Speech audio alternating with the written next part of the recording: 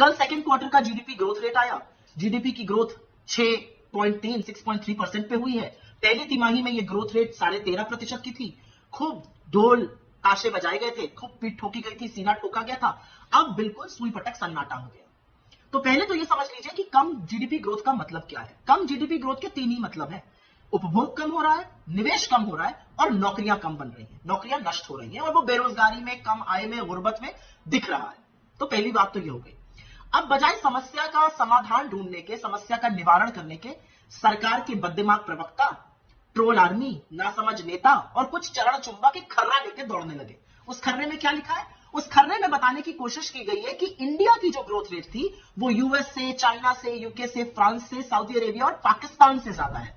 तो सबसे पहले तो मुझे बहुत बड़ी आपत्ति है कि 8.5 साल सत्ता में रहने के बाद आपने हमको पाकिस्तान के समकक्ष खड़े कर दिया। पाकिस्तान को हम बहुत पीछे छोड़ आए हैं, पाकिस्तान के आगे हमने कई कुनाचे भर लिए हैं, तो ये पाप तो मत करिए, पहली बात। दूसरी बात, एक चीज का जवाब जरूर दीजिएगा, यूएस की जीडीपी का क्या साइज है? करीब 21 से 22 ट्रिलियन डॉलर।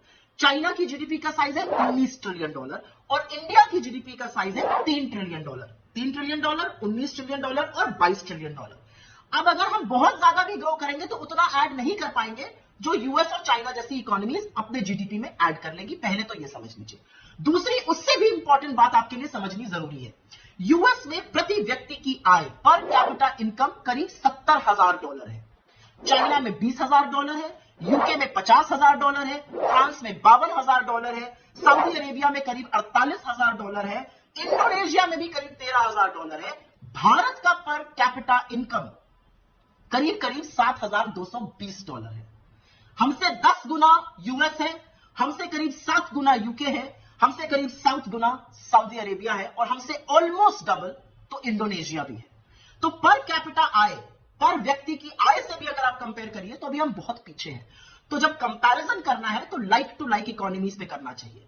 असलियत तो यह है कि भारत के जीडीपी का बंटाधार और सत्यानाश तो आपने कोरोना का एक केस आने से पहले कर दिया था। याद है ना, जीडीपी की 8.2% ग्रोथ दर को कैसे आपने आधा कर दिया था 4.1% पर, अपना नासमझ और तुगलकी फरमान डिमोनेटाइजेशन लगा के, और आज भी वही हो रहा है।